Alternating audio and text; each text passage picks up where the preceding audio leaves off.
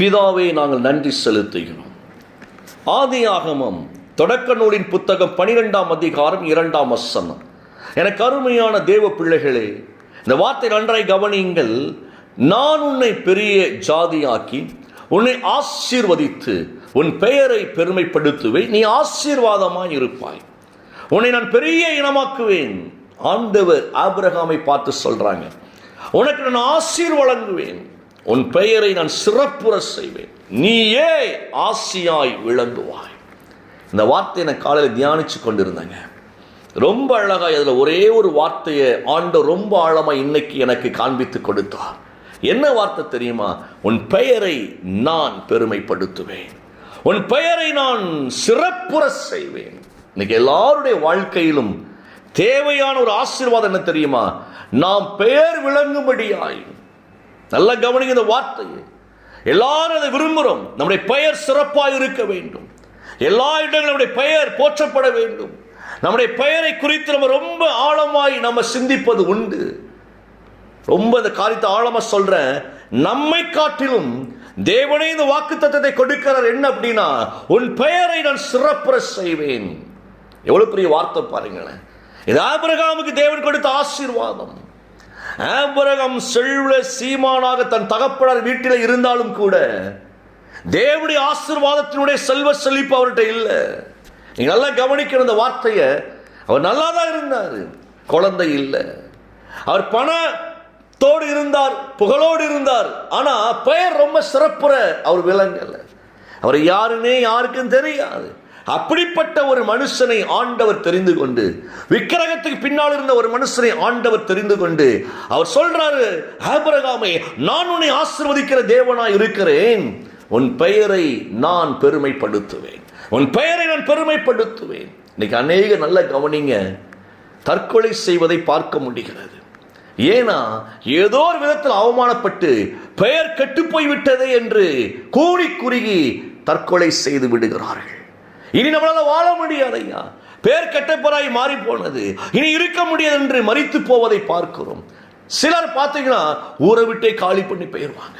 அசிங்கப்பட்டுட்டோமே, அசிங்கப்பட்டுட்டோமே, ஊரை விட்டே காலி பண்ணி.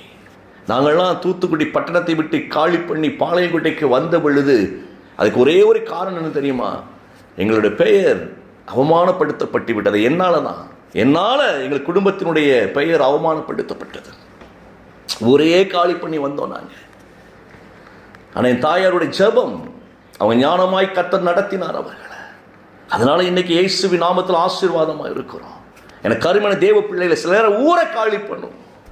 நானே பல விதத்துல ஊரை விட்டு ஓடியெல்லாம் போயிருக்கிறேன், அசிங்கப்பட்டு பேர் கட்டு விட்டது, இனி இங்க இருக்க முடியாது, யார் முகத்திலே முழிக்க முடியாது அப்படின்னு வாலிப நாட்களை ஓடின நாட்கள் எல்லாம் உண்டு. அப்படிப்பட்ட வாழ்க்கையை தேவன் புரட்டி போடுகிறார் பாருங்களேன். சூப்பர்லாங்க. அசிங்கப்பட்ட வாழ்க்கை தேவன் புரட்டி போடுகிறவராய் இருக்கிறார். அவமானப்பட்ட வாழ்க்கை தேவன் புரட்டி போடுகிறவராய் இருக்கிறார். இந்த உலகம் எப்படியெல்லாம் நிந்தித்தது, எப்படியெல்லாம் அவமானப்படுத்துச்சு. இன்னைக்கு நல்ல கவனிங்களேன். நம்முடைய பிள்ளைகளை குறித்து வெளியே பேசுவதற்கு வெட்கப்படுகிற சில நேரங்களில், கணவரை குறித்து பேசுவதற்கு வெட்கப்படுகிற சில நேரங்களில், மனைவியை குறித்து பேசுவதற்கு வெட்கப்படுகிற சில நேரங்களில், ஏன்னா அவ்வளவு உபத்திரவங்கள் வீட்டுக்குள்ள உட்கார்ந்து இருக்கு.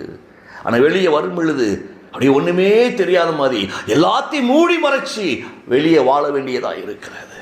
உண்மைதானே? ஏன்னா அசிங்கப்பட்டுறக்கூடாது, கேவலப்பட்டுறக்கூடாது. இப்படிப்பட்ட சூழ்நிலையில தாங்க ஆண்டவர் அவளை பார்த்து சொல்லுகிறார், மகளே, மகனே, நீ பயப்படாது, உன்னுடைய பெயரை நான் பெருமைப்படுத்துவேன். ஏன்னா உன்னை குறித்து நான் வைத்திருக்கிற தீர்மானமே வித்தியாசமானது. இது வரைக்கும் வாழ்க்கையில் நீ இதை பார்த்திருக்க மாட்டேன். இந்த ஆசீர்வாதங்கள் வாழ்க்கை முழுக்க முழுக்க தோல்வியா இருந்திருக்கலாம். உனக்கு பார்க்கிறவர்களும் சொல்லுவார்கள், நீ எல்லாம் எங்க உருப்பிட போற அப்படின்னு ஒரு பட்ட பெயரை வாங்கி இருக்கலாம். இந்த ஆசிரியர்கள் இருக்காங்க பாருங்களேன், பரிதாபமான நிலையில் இருப்பாங்க. நிறைய ஆசிரியர்களை பார்த்துருக்கிறோம். உண்மையாய் தன்னுடைய ஜனங்களுக்கு, தன்னுடைய பிள்ளைகளுக்கு அவங்க கல்வியை கற்றுக் கொடுத்தாலும் பல பட்ட பெயர்களோடு கூட அவங்க உலா வருவாங்க. ஈஸியா பிள்ளைங்க பட்டப்பெயரை வச்சு கூப்பிடுவாங்க ஆசிரியர்களை. நாங்களாம் ஒரு காலத்தில் அப்படி செஞ்சிருக்கிறோம். அந்த பட்டப்பெயர் வந்து ஆசிரியர்களுக்கு மறையவே மறையாதுங்க. ஏன்னா ஒரு ஸ்டூடெண்ட்ஸ் கூப்பிட ஆரம்பிச்சு அடுத்தடுத்து ரிட்டையர்ட் ஆகிற வரைக்கும் அந்த பட்டப்பெயர் ஸ்கூலுக்குள்ள அப்படியே உலாவிக்கொண்டே இருக்கும். அந்த ஆசிரியர்களுக்கு கவலை இருக்கும் உள்ளுக்குள்ள. பட்டை பேர் வச்சு கூப்பிடுறாங்க, வெளியே காட்ட மாட்டாங்க, ஆனால் உள்ளுக்குள்ள கவலை இருக்கும். இப்படிலாம் பேர் வைக்கிறாங்க பிள்ளைங்க. நம்ம எவ்வளவுதான் நல்ல விஷயங்கள் இப்படிப்பட்ட பேரோடு தான் நீங்க அலையுதோ அப்படின்னு சொல்லி நிறைய இருதயத்தில் காயத்தோடு கூட ஆசிரியர்கள் இருப்பாங்க, டீச்சர்ஸ் இருப்பாங்க. அந்த பேர் பார்த்தீங்கன்னா அடுத்த அந்த ஓல்டு ஸ்டூடெண்ட்ஸ் மீட்டிங் ஒன்று போடுவாங்க. அப்பவும் அந்த பேர் மறையாது. அந்த ஆசிரியரை பற்றி பேசும்பொழுது, டீச்சர்ஸை பற்றி பேசும்பொழுது இந்த பட்டப்பெயரை சொல்லி இந்த மாணவர்கள் பேசுவாங்க. அப்படி ஒருவேளை நம்ம வாழ்க்கையில உபத்திரவங்கள் வந்திருக்கலாம். நான் இன்னைக்கு அதெல்லாம் யோசித்து பார்க்கிறேன். இன்னைக்கெல்லாம் எனக்கு அது அருவருப்பா தெரியுது. ஐயோ எவ்வளவு தப்பு பண்ணிட்டோம், டீச்சர்ஸுக்கெல்லாம் எவ்வளவு பட்டப்பெயரை வச்சு நம்ம எவ்வளவு அசிங்கப்படுத்தி இருக்கிறோம். அவங்க நம்ம கற்றுக் கொடுக்க வந்தவர்கள் தானே. அதெல்லாம் நான் ஆண்டவருக்குள்ள வந்த பிற்பாடு எனக்கு ஆண்டவர் நிறைய போதிச்சாருங்க. என்னுடைய தவறுகள் எல்லாம் சுட்டி காண்பித்தார். நான் அந்த டீச்சர்ஸ் எல்லாம் போய் மன்னிப்பு கேட்டிருக்கிறேன். எனக்கு கருமையான தேவ பிள்ளைகளே, இதெல்லாம் நம்ம ஈஸியா ஜாலியா ஒரு பட்டப்பெயரை வச்சு கூப்பிட்டுருவோம். ஆனால் அவங்க இறுதியும் காயப்படும். வீட்டுக்குள்ள கூட சிலர் பட்டப்பெயரை வச்சு கூப்பிடுவோம். சிலரோட உடல் சரீரத்தினுடைய பலவீனத்தை வச்சு சிலர் அப்படி கூப்பிடுவோம், ஏ சோம்பேறி அப்படின்னு கூப்பிடுவோம். நிறைய நேரங்களில் நம்ம வார்த்தைகள் அப்படி பயன்படுத்துவோம். இவன் உருப்படாதவன், இவன் விளங்காதவன். நம்ம நன்றாய் தெரியும். வார்த்தை ரொம்ப அழகா சொல்லுகிறது. யாபேசை குறித்து தாயே தவறான சிந்தை தான் வச்சிருந்தாங்க. வேதனையோடு பெற்றெடுத்துன்னு சொல்லி வேதனை என்றத பேர் வச்சாங்க, தரித்திரம் என்றத பேர் வச்சாங்க, துக்கம் என்றத பேர் வச்சாங்க. அந்த வார்த்தை நல்ல கவனிங்களேன். 1 நாளாகமும் 1 குறிப்பேடு 4:9 சொல்லுகிறது, யாபேசு தன் சகோதரர் எல்லாரை காட்டிலும் சிறப்பு மிக்கவராய் உயர்ந்தார். எவ்வளவு பெரிய வார்த்தை. குடும்பத்தில் அவர் உபத்திரப்படுகிற பொழுது தேவனுடைய நாமத்தை உயர்த்த பிரியப்பட்டார். நான் சொல்றேன், உங்களுடைய உபத்திரவத்தில் உங்களுடைய பெயரை பெருமைப்படுத்த தேவன் விரும்புகிறவராய் இருக்கிறார். நீங்கள் பெயர் பெருமையோடு வாழ்வீர்கள்.